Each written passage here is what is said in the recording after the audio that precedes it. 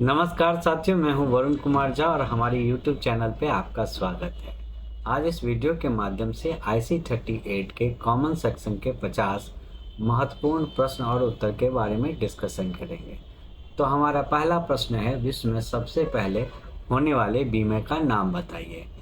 बीमा का जो कंसेप्ट है वो लंदन के कॉफ़ी हाउस से स्टार्ट हुआ था और पहले जो व्यापार होता था वो समुद्र के माध्यम से होता था।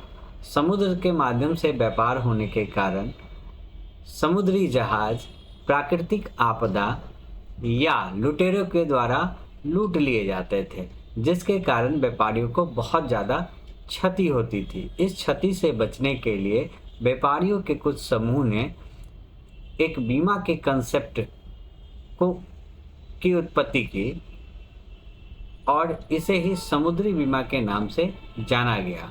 तो पहले प्रश्न का पहला विकल्प है स्वास्थ्य बीमा, दूसरा विकल्प है बीमा, तीसरा विकल्प है समुद्री बीमा और चौथा विकल्प है संपत्ति बीमा। तो विश्व में सबसे पहले होने वाले बीमे का नाम होगा समुद्री बीमा। हमारा दूसरा प्रश्न बहुत ही इम्पॉर्टेंट है क्योंकि यह कई बार पूछा गया है। उबेरुमा फीडस का क्या अर्थ होता है? पहला अच्छा विश्वास, दूसरा परम सद्भाव, तीसरा क्रेता की सावधानी और चौथा प्रकटीकरण का कर्तव्य। Insurance business utmost good faith पे डिपेंड करता है, इसलिए इसका सही जवाब होगा परम सद्भाव। हमारा तीसरा प्रश्न है, इसमें से किसका अर्थ है कि बीमा के विषय वस्तु के संबंध में बीमा धारक से बीमाकर्ता के सभी अधिकारों और उपचारों का हस्तांतरण है? तो इसका सही जवाब होगा प्रत्यावर्तन के द्वारा बीमा के विषय वस्तु के संबंध में बीमा धारक से बीमाकर्ता के सभी अधिकारों और उपचारों का हस्तांतरण किया जाता है। प्रश्न 4, बीमा के प्रयोजनों के लिए संपत्ति का होना आवश्यक है। बीमा केवल आर्थिक पदों में मापा जा सकता है, कैलकुलेट किया जा सकता है, इसलिए नैतिक मूल्यों का कोई बीमा नहीं होता है, सामाजिक मूल्यों का कोई बीमा नहीं होता है, अंतर्राष्ट्रीय मूल्यों का कोई बीमा नहीं होता है। जिसका इकोनॉमिकल वैल्यू होगा उसी का बीमा हो सकता है। तो प्रश्न 4 का जो सही जवाब है वो है आर्थिक मूल्य। प्रश्न 5, बीमा के संदर्भ में जोखिम प्रतिधारण एक ऐसी स्थिति को अंकित करता है जहां हानि या क्षति की संभावना नहीं है। दूसरा जवाब, हानि उत्पन्न करने वाली घटनाओं का कोई मूल्य नहीं होता है। तीसरा जवाब, बीमा द्वारा संपत्ति की रक्षा हो जाती है। और चौथा जवाब, व्यक्ति जोखिम एवं उनके प्रभावों से निपटने का निर्णय आसानी से ले सकता है।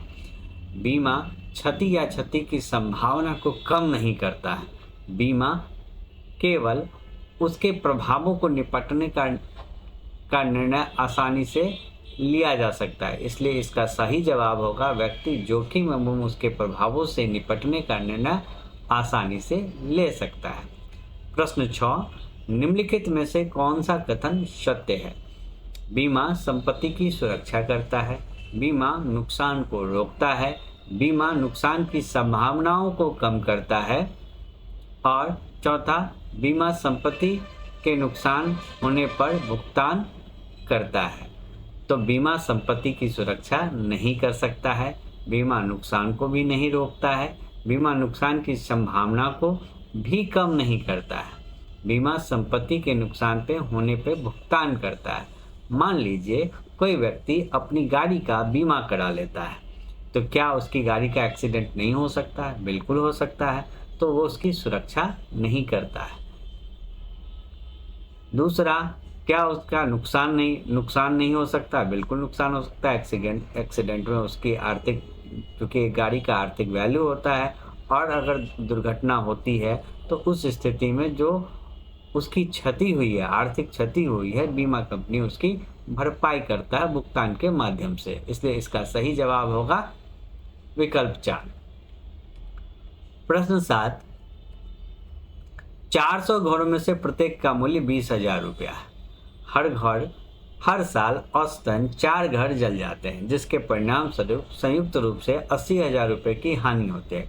इस क्षति की भरपाई के लिए प्रत्येक मकान मालिक को वार्षिक अंशदान कितना देना होगा? बहुत ही सिंपल सवाल है और ये कई बार एग्जाम में पूछे भी जाते हैं। तो चूंकि 400 घर हैं और टोटल नुकसान कितना होता है 80,000, तो 80,000 को 400 से डिवाइड कर देंगे और आंसर आएगा 200 रुपये का अंशदान प्रति व्यक्ति को देना पड़ेगा। प्रश्न 8, निम्नलिखित कथनों में से कौन सा कथन सत्य है? बीमा होने वाले नुकसान को उनके द्वारा साझा करने का एक तरीका है। तो इंश्योरेंस जो वर्क करता है प्रिंसिपल ऑफ लार्ज नंबर पे, इसलिए इसका सही जवाब होगा बीमा होने वाले नुकसान को उनके द्वारा साझा करने का एक तरीका है। प्रश्न 9, बीमाकर्ता जोखिम स्वीकार करने से पहले संपत्ति के निरीक्षण की व्यवस्था को क्यों करते हैं? तो रेटिंग उद्देश्यों का आकलन करने के लिए कि बीमा में कितना जोखिम है, इसलिए उनका सर्वेक्षण और निरीक्षण किया जाता है कि कोई गलत चयन नहीं हो सके। इसलिए इसका सही जवाब होगा पहला, रेटिंग उद्देश्यों के आकलन करने के लिए। प्रश्न 10, रिस्क पूलिंग के माध्यम से रिस्क ट्रांसफर को क्या कहा जाता है? तो ट्रांसफॉर्मेशन ऑफ रिस्क क्या कहलाता है? इंश्योरेंस कहलाता है। तो रिस्क पूलिंग के माध्यम से जो हम अपना रिस्क, एक बीमा धारक अपना रिस्क बीमा करता मतलब इंश्योरेंस कंपनी को ट्रांसफ़र करता है, यह क्या कहलाता है? बीमा कहलाता है कि एक निश्चित घटना घटने पे जो एक निश्चित अमाउंट हमारे फैमिली को दिया जाएगा, यही ट्रांसफॉर्मेशन ऑफ रिस्क कहलाता है, जिसके लिए एक निश्चित किस्त या प्रीमियम अदा करनी होती है। तो ट्रांसफॉर्मेशन ऑफ रिस्क क्या कहलाता है? इंश्योरेंस कहता है। इसलिए प्रश्न 10 का जवाब होगा बीमा। IRDA कब अस्तित्व आया? IRDA 2000 से अस्तित्व में आया, लेकिन 2000 के अप्रैल महीने से यह वर्किंग, मल्होत्रा समिति ने इसकी अनुशंसा की थी 1995 में, और 2000 से ये अप्रैल 2000 से यह काम वर्किंग कंडीशन में है, मतलब काम कर रहा है, रेगुलेट कर रहा है। IRDA का नाम बदलकर IRDAI कब हुआ? Insurance regulatory development authority, initial नाम इसका यही था। बाद में 2014 में इसमें insurance regulatory development authority of India किया गया। तो यह बदलाव जो है 2014 में किया गया था। प्रश्न 13, भारत की पहली गैर जीवन बीमा कंपनी का क्या नाम है? भारत में जो पहली गैर जीवन बीमा कंपनी स्थापित हुई वो कलकत्ता में 1850 में हुई थी और इसका नाम था Triton insurance company limited. Triton, इसको याद रखने का सही तरीका ये है कि ट्राइटन मतलब होता है विशाल। इस तरह आप याद रखेंगे। कलकत्ता में 1850 में Triton insurance company limited Bharat की पहली गैर जीवन बीमा कंपनी है। इससे एक और सवाल बनता है या इसको दोहराया जाता है जो यहाँ नहीं है, मैं लेकिन फिर भी उसको बता देना चाहता हूँ कि भारत की पहली ऐसी गैर जीवन बीमा कंपनी जो आज के वर्तमान समय में भी कार्यरत है, प्राचीन भी है और आज के डेट में भी काम कर रही है, उसका जवाब होगा नेशनल इंश्योरेंस, जो 1905 से आज नेशनल इंश्योरेंस आज के डेट भी वर्तमान स्थिति में भी कार्यरत है। तो भारत की पहली इंश्योरेंस कंपनी जो होगी वो ट्राइटन इंश्योरेंस कंपनी होगी। इस कब एस्टैब्लिश्ड हुई? 1850 में। कहाँ एस्टैब्लिश्ड हुई? कलकत्ता में। ऐसी भारत की ऐसी प्राचीन गैर जीवन बीमा कंपनी जो 1905 से आज तक कार्यरत है वो है नेशनल इंश्योरेंस। प्रश्न 14, भारत में बीमा कारोबार को विनियमित करने के लिए बनाए गए विधान या अधिनियम का नाम बताइए। तो इसका जवाब होगा बीमा अधिनियम 1938। ये भारत में पहला कानून जो बीमा के क्षेत्र में बना था और बीमा करा रहे लोगों के हितों के संरक्षण के लिए बनाया गया पहला कानून था। प्रश्न 15, निम्नलिखित में से कौन सा बीमा उद्योग के नियामक हैं? तो ऑब्वियस है, इसका आंसर होगा IRDAI, insurance regulatory development authority of India. प्रश्न 16, RBI जो है बैंकों को गवर्न करती है। ये भी सवाल पूछे जाते हैं कि बैंकों का रेगुलेटर कौन होता है, तो इसका जवाब होगा RBI, reserve bank of India. प्रश्न 16, निम्नलिखित में से किसे संपत्ति नहीं कहा जा सकता है? तो कार जिसका भी आर्थिक वैल्यू होगा वो क्या होगा? एसेट होगा, संपत्ति होगा। तो कार का एक आर्थिक वैल्यू होता है, इसलिए वो क्या होगा? एसेट होगा। मानव जीवन का एक वैल्यू होता है, मानव जीवन एक संसाधन होता है, इसलिए उसका भी आर्थिक वैल्यू होता है, उसका भी इंश्योरेंस हो सकता है। जिसका आर्थिक वैल्यू होगा उसी का इंश्योरेंस भी होगा। तो वायु और धूप का इंश्योरेंस नहीं हो सकता क्योंकि उसका आर्थिक वैल्यू नहीं है। घर का एक आर्थिक वैल्यू होता है। तो इसका जवाब जो विकल्प 3 है वो इसका सही जवाब होगा। वायु और धूप जो है उसका आर्थिक वैल्यू नहीं है। आपको जितना धूप लेना है आप ले सकते हैं, फ्री ऑफ कॉस्ट है।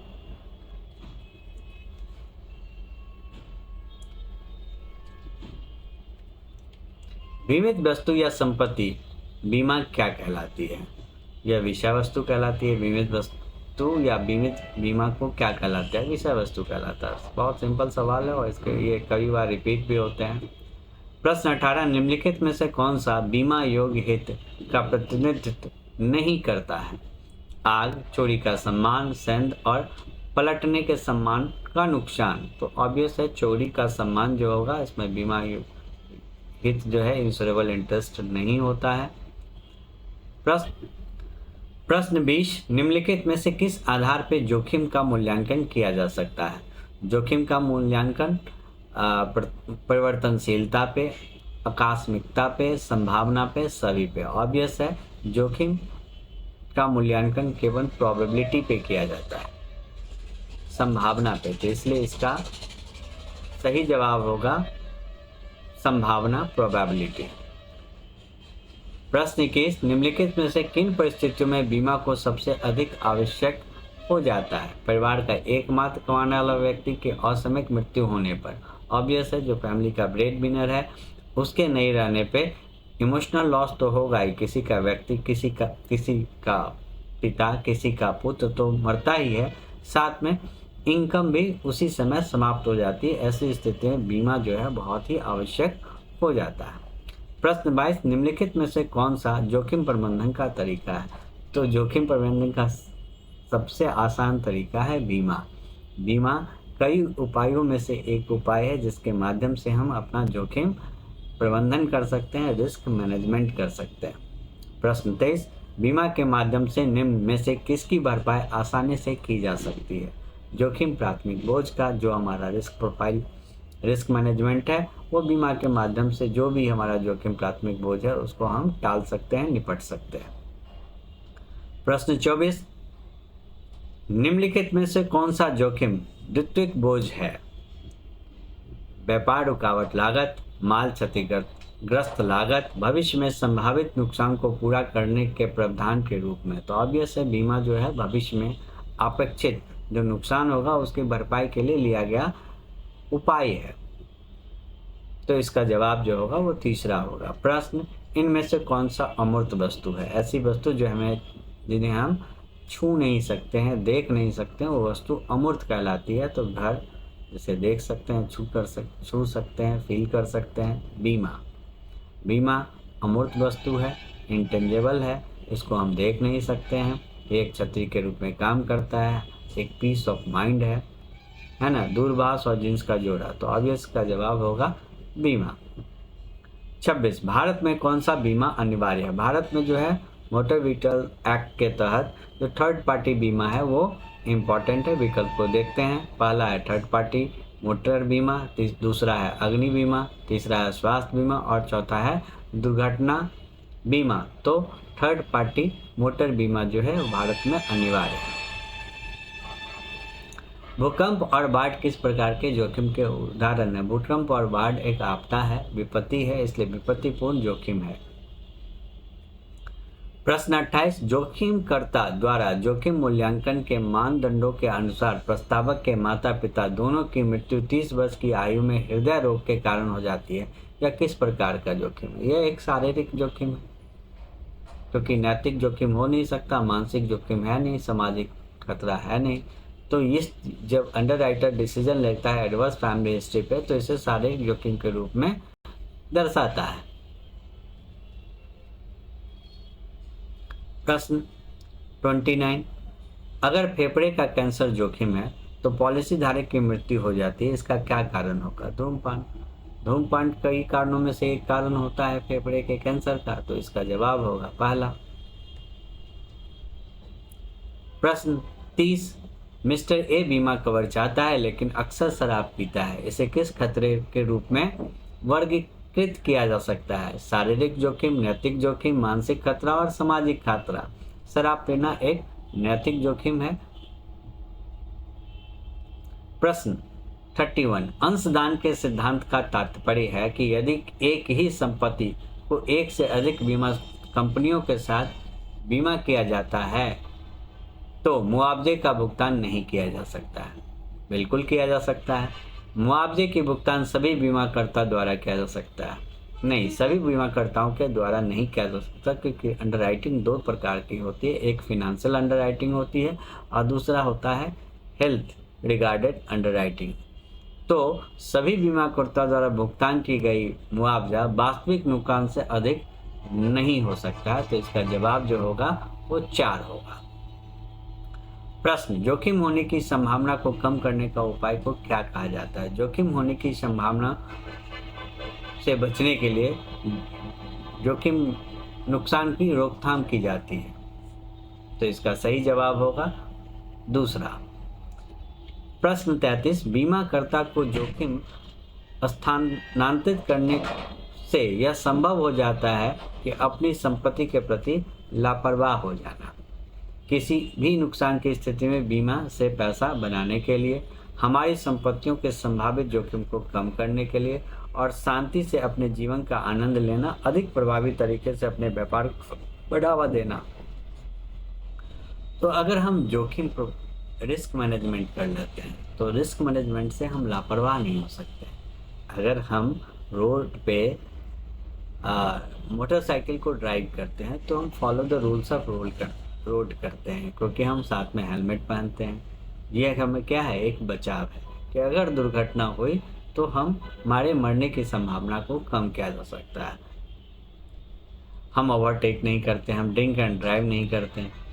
उसी तरह नुकसान की स्थिति में बीमे से पैसा बनाना, तो बीमा जो है वो पैसा बनाने के लिए नहीं किया जाता है, ये अमीर बनने के लिए नहीं किया जाता है, ये सिर्फ अपने पीस ऑफ माइंड के लिए, अपने फैमिली सिक्योरिटीज़ के लिए, अपने रिस्क मैनेजमेंट के लिए जाता है। और एक बार आप ये श्योर हो जाते हैं कि आपके नहीं रहने के बाद आपकी फैमिली जो है वो फिनेंशियल क्राइसिस से नहीं गुजरेगी, तो आप अधिक प्रभावी ढंग से अपना काम कर सकते हैं, अपने व्यापार को बढ़ावा दे सकते हैं, अपने जीवन का आनंद ले सकते हैं। तो इसका जो जवाब होगा वो चौथा होगा।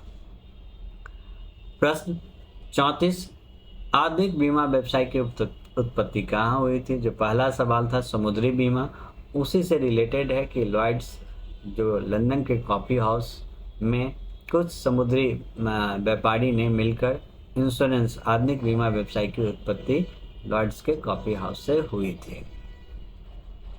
डैश का अर्थ अपने एक निवेश को विभिन्न प्रकार की संपत्तियों में निवेश करना है, तो इसे बोलते हैं विविधता, डाइवर्सिफिकेशन ऑफ फंड।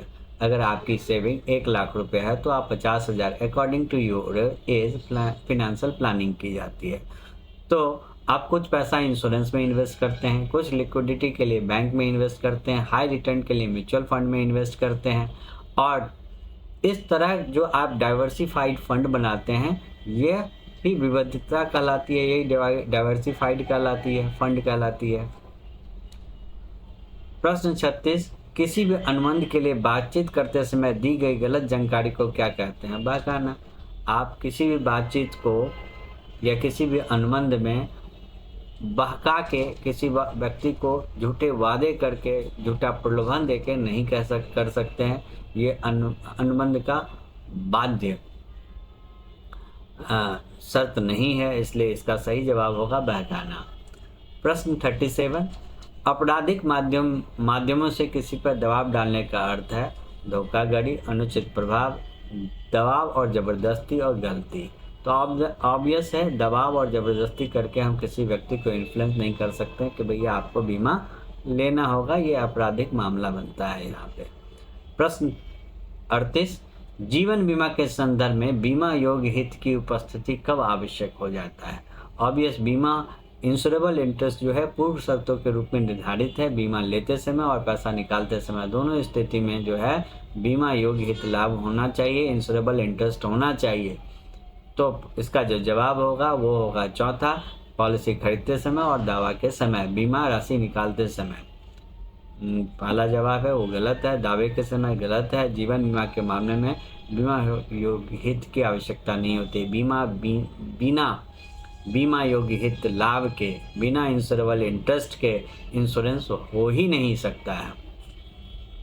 प्रश्न 39, दिए गए परिदृश्य के अनुसार मृत्यु एक संभावित कारण हो सकेगा।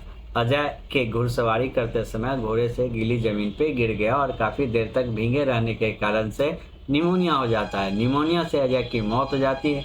इस परिस्थिति में उसकी मृत्यु का आसान कारण क्या होगा? ऑब्वियस है, अगर अजय घोड़े से नहीं गिरता तो वो भीगता नहीं, और भीगता नहीं तो उसे निमोनिया नहीं होता। तो इसका जवाब जो होगा घोड़े से गिरना होगा। पहला जवाब निमोनिया है, जो कि बिल्कुल गलत है। गीली ज़मीन पे गिरने का कारण, गीली ज़मीन पे गिरने का कारण नहीं, घोड़े से गिरना होगा। तो इसलिए सही जवाब जो होगा घोड़े से गिरना होगा। इस तरह के ट्रिकी क्वेश्चन हर सेट में, हर 50 प्रश्न में से 2-4 रहते ही हैं, जिसको आप अपने व्यवहारिक नॉलेज के आधार पर भी जवाब दे सकते हैं। प्रश्न 40, निम्नलिखित में से क्या बीमा का माध्यम नहीं है? कॉर्पोरेट एजेंट, शेयर दलाल एजेंट, बीमा दलाल एजेंट और बीमा एजेंट। कॉर्पोरेट एजेंट के माध्यम से बीमा खरीदा और बेचा जाता है। बीमा दलाल के माध्यम से भी बीमा खरीदा और बेचा जाता है। बीमा एजेंट के माध्यम से भी बीमा खरीदा और बेचा जाता है। शेयर दलाल के माध्यम से बीमा खरीदा और बेचा नहीं जाता है। इसलिए इसका जवाब दूसरा होगा, शेयर दलाल के माध्यम से बीमा की खरीद बिक्री नहीं होती है। प्रश्न 41, नुकसान के भुगतान पर निरस्तीकरण किससे संबंधित है? ऑब्वियस है, बीमा कंपनी। हमने जहां से बीमा लिया है वही हमारा भुगतान करेगा नुकसान का। तो इसका सही जवाब होगा बीमा कंपनी। बीमा के सिद्धांत के अनुसार बीमित को कई बीमाकर्ताओं के साथ बीमा करने से कौन सा लाभ नहीं मिलता? ऑब्वियस है, मॉर्टेलिटी रेट, अंशदान का लाभ नहीं मिलता है। तो बीमा के सिद्धांत के अनुसार बीमित व्यक्ति कई बीमाकर्ताओं के साथ अगर बीमा करता है तो उसे अंशदान का लाभ नहीं मिलता है। 43 प्रश्न, बीमा के सिद्धांत का क्या अर्थ है? Utmost good faith. बीमा जो है अटमोस्ट गुड फेथ पे काम करता है, परम सद्भाव पे काम करता है। उबेरिमा फिडस, जो बहुत इम्पॉर्टेंट है, कई बार पूछा भी है। तो इसको इस तरह से भी पूछा जा सकता है कि अटमोस्ट गुड फेथ क्या होता है, उबेरिमा फिडस क्या होता है, या बीमा के सिद्धांत में सबसे इम्पॉर्टेंट क्या होता है। तो भरपूर विश्वास, उबेरिमा फिडस या परम सद्भाव, कुछ भी जवाब होगा। इसका सही जवाब आप इनमें से चयन कर सकते हैं। प्रश्न 44, सिद्धांत का अर्थ है कि बीमा धारक को अपने नुकसान पर लाभ का हकदार नहीं होगा। क्षतिपूर्ति। क्षतिपूर्ति के सिद्धांत का अर्थ है कि बीमा धारक अपने नुकसान पर लाभ का हकदार नहीं होगा। ये जीवन बीमा पे लाभ लागू होता है, क्योंकि जीवन बीमा पे जो फिनेंशियल लॉस होता है, जो आदमी नहीं रहता है, तो उसकी भरपाई जो है उसकी फैमिली को किया जाता है। जबकि जनरल इंश्योरेंस में ऐसा नहीं होता। ये क्षतिपूर्ति के सिद्धांत पे काम करता है, ठीक है। तो जो भी भरपाई होगी उसका हकदार मैं बीमा लेने वाला व्यक्ति होता है। प्रश्न 45, दो बीमाकर्ताओं के अर्थात मूल्य और अन्य बीमाकर्ताओं के बीच अनुबंध को क्या करते हैं? जब दो बीमाकर्ताओं के बीच, कंफ्यूज नहीं होना है, बीमाकर्ता मतलब कंपनी और बीमा धारक मतलब जो व्यक्ति लेता है। इंडिविजुअल अगर कोई बीमा लेता है तो उसको बीमा धारक या पॉलिसी होल्डर बोलते हैं, और जो इंश्योरेंस कंपनी होता है उसे इंश्योरर या बीमा कर्ता कहते हैं। तो दो बीमाकर्ता के बीच, है ना, दो कंपनी के बीच जब इंश्योरेंस होता है तो उसको री इंश्योरेंस या पुनर्बीमा कहते हैं। री इंश्योरेंस मतलब ऐसा नहीं कि कोई इंडिविजुअल अभी 5 लाख की पॉलिसी लिया, अगले साल 10 लाख की पॉलिसी लिया तो पुनर्लिया दोबारा लिया तो उसे री इंश्योरेंस बोलेंगे। जब एक बीमा करता अपने हानि से बचने के लिए दूसरे बीमा करता के साथ कॉन्ट्रैक्ट करता, अनुबंध करता, तो उसे री इंश्योरेंस कहते हैं। 46, एक से अधिक बीमाकर्ताओं के बीच बीमा का अनुपातिक बंटवारा क्या कहलाता है? सबीमा। एक से ज़्यादा बीमाकर्ता जब अपने लाभ को दो आपस में बांटते हैं तो उसे सबीमा कहते हैं। निम्नलिखित में से कौन सा जीवन बीमा अनुबंध के संबंध में सत्य नहीं है? यह एक मौखिक अनुबंध है जो कानूनी रूप से लागू करने योग्य नहीं है। तो जीवन बीमा कोई मौखिक अनुबंध नहीं है, इसलिए जवाब बिल्कुल गलत होगा। यह मौखिक अनुबंध है जो कानूनी रूप से लागू करने योग्य है, यह भी गलत है, यह मौखिक नहीं है। यह भारतीय अनुबंध अधिनियम 1872 के अनुसार दो पक्षों के बीच आवश्यकता अनुसार, मतलब बीमाकर्ता और बीमाधारक के बीच का अनुबंध है, और जिस तरह अनुबंध एक्ट बाकी सारे अनुबंध और कॉन्ट्रैक्ट पे लागू है उसी तरह ये इंश्योरेंस पे भी लागू है। तो इसका सही जवाब होगा तीसरा। इनमें से कौन सा अनुबंध के लिए मान्य तत्व नहीं है? धन, संपत्ति, रिश्वत और आभूषण। तो ऑब्वियस है, ब्राइब जो है, रिश्वत जो है, किसी भी अनुबंध के लिए मान्य तत्व नहीं है। 49, निम्नलिखित में कौन सी पार्टी जीवन बीमा अनुबंध करने योग्य नहीं है? व्यापारी, अवयस्क, गृहिणी और सरकारी कर्मचारी। तो इंडियन लॉ के अकॉर्डिंग जो नाबालिग होते हैं, जो 18 साल से कम होते हैं, वो अनुबंध नहीं कर सकते, और इसलिए कॉन्ट्रैक्ट लॉ जो है वो इंश्योरेंस पे भी लागू होता है। इसलिए अवयस्क जो है जीवन बीमा का अनुबंध नहीं कर सकते, उनकी जगह उनके माता पिता प्रपोजर के रूप में अनुबंध करते हैं। निम्नलिखित में से कौन सा जबरदस्ती का एक उदाहरण है? फाइनल जानकारी के बिना रमेश ने अनुबंध पर हस्ताक्षर करवा लेता है। एक बीमा एजेंट का कार्य है कि वो अपने क्लाइंट को पूरी जानकारी, पूरी नियम और शर्तें बताए, उसके बिना वो अनुबंध पर हस्ताक्षर नहीं करवा सकता है। दूसरा है, अनुबंध पर हस्ताक्षर नहीं कराने की स्थिति में रमेश द्वारा महेश को जान से मार की धमकी। तो धमकी देना, रिश्वत देना, किसी को बहकाना, यह मान्य तत्व नहीं माना जाता है किसी भी कॉन्ट्रैक्ट का। तो इसका जवाब जो है, अनुबंध पर हस्ताक्षर नहीं करने की स्थिति पर रमेश द्वारा महेश को जान से मारने की धमकी देना, यह जो है वो जबरदस्ती का उदाहरण है। इस वीडियो के माध्यम से हम कॉमन सेक्शन के 50 महत्वपूर्ण प्रश्न और उत्तरों को डिस्क्राइब किया है। नेक्स्ट वीडियो में भी कॉमन सेक्शन के 50 महत्वपूर्ण सवालों को लेकर मैं आऊँगा। अगले वीडियो के लिए इस चैनल को आप लाइक और सब्सक्राइब कर लें, और किसी भी प्रश्न में अगर आपको किसी तरह की दुविधा हो तो आप कमेंट के माध्यम से हमसे पूछ सकते हैं। मैं कमेंट के माध्यम से डिस्क्राइब करने की कोशिश करूँगा। धन्यवाद। आपका दिन शुभ हो।